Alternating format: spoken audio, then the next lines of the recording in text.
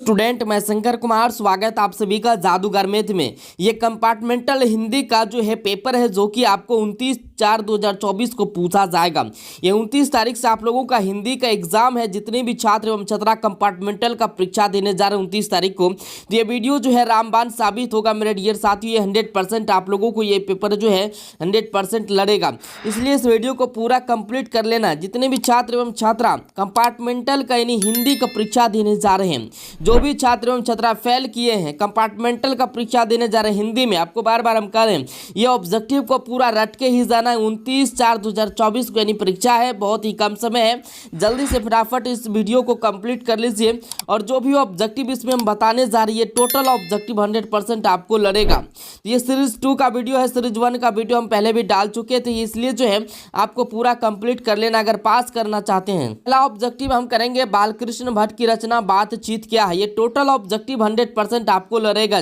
जल्दी से फटाफट आप लोग कंप्लीट कर लीजिए। कंपार्टमेंटल के जितने छात्र एवं छात्रा हैं, बालकृष्ण भट्ट की रचना बातचीत क्या है। तो याद रखना मेरे डियर साथियों, ये जो मेरे डियर साथी ये टोटल हो जाएगा। ये यहाँ पे ये सब गलत है, ठीक है। बहुत बच्चा कहानी में मारता, कहानी नहीं होगा, ललित निबंध हो जाएगा। ऑप्शन बिल्कुल जो है डी राइट आंसर हो जाएगा। जो भी आंसर हम बता रहे हैं एकदम राइट आंसर आपको जो है एकदम दिमाग में बैठाते जाना है। टोटल ऑब्जेक्टिव आपको जो है याद कर लेना है। प्रकृति वर्णन से संबंधित कविता है, बताइए। प्रकृति वर्णन से जो है संबंधित कविता है। गांव का घर है, उषा है, साकेत हार जीत है। तो 2 का जो आंसर होगा उषा हो जाएगा। ऑप्शन बिल्कुल बी राइट आंसर हो जाएगा। टोटल ऑब्जेक्टिव आपको रट के जाना है। कंपार्टमेंटल वाले सब ध्यान से सुन लीजिए, 100% ये ऑब्जेक्टिव आपको जो है लड़ेगा। अर्धनारीश्वर का किस विधा से संबंध है। अर्धनारीश्वर जो है किस विधा से संबंध है। निबंध है, कहानी, एकांकी, व्यंग्य है। बताइए इसका राइट आंसर क्या हो जाएगा। आप भी आंसर देते जाइए कमेंट बॉक्स में। 3 का जो आंसर होगा कहानी हो जाएगा। क्या हो जाएगा, कहानी हो जाएगा। कहानी नहीं होगा, निबंध होना चाहिए। अर्धनारीश्वर किस विधा से संबंध है, निबंध से संबंध है, ठीक है, याद रखना। ये टोटल ऑब्जेक्टिव आपको जो है रामबाण साबित होगा। चलिए इसके बाद यहाँ पे क्वेश्चन नंबर 4 में है प्रगीत और समाज किनकी रचना है। प्रगीत और समाज किनकी रचना है मेरे डियर साथियों। बालकृष्ण भट्ट है, नामवर सिंह है, दिनकर है, चंद्रधर शर्मा गुलेरी है। ये टोटल ऑब्जेक्टिव जो है आपको पूछा जाएगा। नामवर सिंह, प्रगीत और समाज किनकी रचना है, नामवर सिंह का। ऑप्शन बिल्कुल जो है बी राइट आंसर हो जाएगा। इसके बाद है त्रिज के रचनाकार हैं। त्रिज के रचनाकार जो है कौन है, जय कृष्ण मूर्ति है, उदय प्रकाश, मोहन, राकेश अज्ञ। बताइए त्रिज का जो है रचनाकार है तो ये उदय प्रकाश है। कौन है, उदय प्रकाश। ऑप्शन बिल्कुल बी राइट आंसर हो जाएगा। ये टोटल ऑब्जेक्टिव का आपको रट के जाना मेरे डियर साथियों, नहीं तो बाद में आपको पछताने के सिवा कुछ नहीं मिलेगा। इनमें से कौन सी रचना ओम प्रकाश वाल्मीकि की है। इनमें से जो है कौन सा रचना जो ओम प्रकाश वाल्मीकि का है। रोज है, सिपाही की माँ है, जूठन है, शिक्षा है। 6 का जो है आंसर होगा जूठन हो जाएगा। ऑप्शन बिल्कुल सी राइट आंसर हो जाएगा। ओम प्रकाश वाल्मीकि की है तो जूठन, ठीक है। तो इनमें से कौन सी रचना ओम प्रकाश वाल्मीकि की है, तो जूठन, ठीक है। चलिए इसके बाद यहाँ पे दिया है क्वेश्चन नंबर 7 में हंसते हुए मेरा अकेलापन के लेखक है। हंसते हुए मेरा अकेलापन के लेखक कौन है। तो 7 का जो आंसर होगा आपका मलियस हो जाएगा। ऑप्शन बिल्कुल जो है बी राइट आंसर हो जाएगा। टोटल ऑब्जेक्टिव को फटाफट आप लोग कंप्लीट कर लीजिए। कंपार्टमेंटल के जितने छात्र एवं छात्रा हैं, और जो भी सब्जेक्ट में आपको क्रॉस लगा है हमें कमेंट कीजिए, वो भी सिलेबस आपको जो यहाँ पे बता दिया जाएगा। एक लेख और एक पत्र के रचनाकार हैं। एक लेख और एक पत्र के रचनाकार कौन है मेरे डियर साथी, आपको पता होगा। रात में जो अपने माँ को पत्र लिख के कौन भागा था घर से। तो 8 का जो आंसर होगा भगत सिंह। क्या हो जाएगा, भगत सिंह, याद रखना। ये टोटल ऑब्जेक्टिव आपको जो एकदम पूरा कंप्लीट कर लेना है। ओ सदा नीरा के लेखक हैं। ओ सदा नीरा के लेखक चंद्रधर शर्मा, यहाँ पे जगदीश चंद्र माथुर है, अज्ञे है, मलियज है, बालकृष्ण भट्ट है। तो 9 का जो आंसर होगा मेरे डियर साथी क्या हो जाएगा, तो ये हो जाएगा जगदीश चंद्र माथुर। ऑप्शन बिल्कुल जो है ए राइट आंसर हो जाएगा। ओ सदा नीरा के जो लेखक हैं जगदीश चंद्र माथुर हैं। जय कृष्ण मूर्ति की इनमें से कौन सी रचना है। जय कृष्ण मूर्ति का जो है इनमें से कौन सा रचना, रोज है, संपूर्ण क्रांति, बातचीत, शिक्षा। बताइए 10 का जो आंसर होगा ये हो जाएगा शिक्षा। ऑप्शन बिल्कुल जो है डी राइट आंसर हो जाएगा। करबक के रचयिता हैं। करबक के रचयिता कौन है, सूरदास है, कबीरदास है, जैसी है, तुलसीदास है। बताइए करबक के रचयिता कौन है मेरे डियर साथियों। 11 का जो आंसर होगा ये जैसी हो जाएगा। ऑप्शन बिल्कुल सी राइट आंसर हो जाएगा।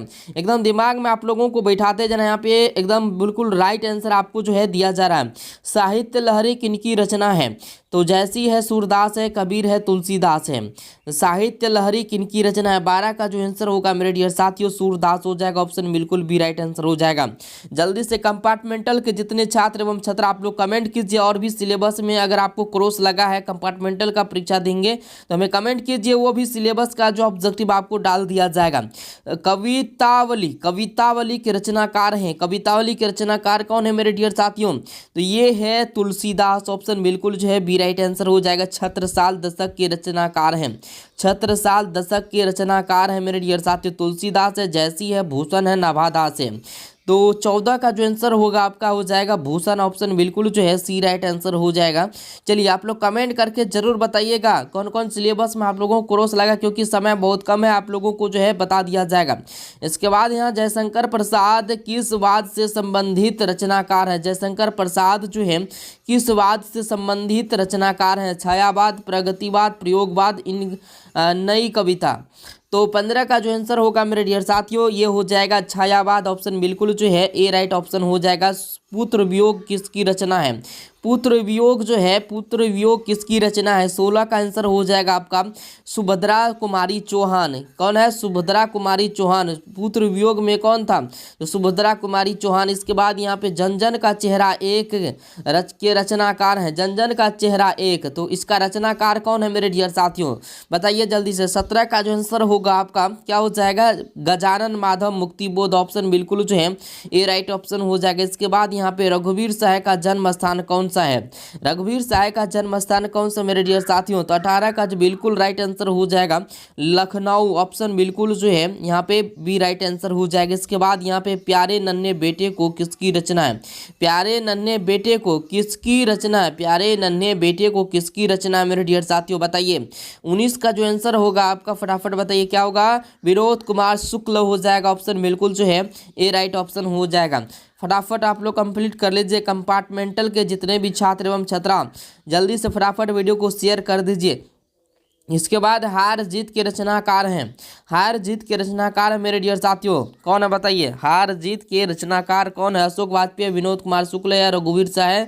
इसके बाद आगे हैं। तो 20 का जो आंसर होगा मेरे डियर साथियों क्या हो चुका? ये हो जाएगा अशोक वाजपेयी। क्या होगा? अशोक वाजपेयी। चलिए इसके बाद यहाँ पे अमृत का पर्यायवाची है। अमृत का पर्यायवाची हो जाएगा मेरे डियर साथियों क्या होगा? जल्दी से बताइए। 21 का जो आंसर होगा अमृत का पर्यायवाची सुधा हो जाएगा। इसके बाद यहाँ पे अश्व का पर्यायवाची है। अश्व का जो है, अश्व का मतलब क्या होता है? घोड़ा। अश्व का पर्यायवाची हो जाएगा मेरे डियर साथियों। 22 का जो आंसर होगा वो तुरंग हो जाएगा। ऑप्शन बिल्कुल सी राइट आंसर हो जाएगा। इसके बाद वन में चरने वाला।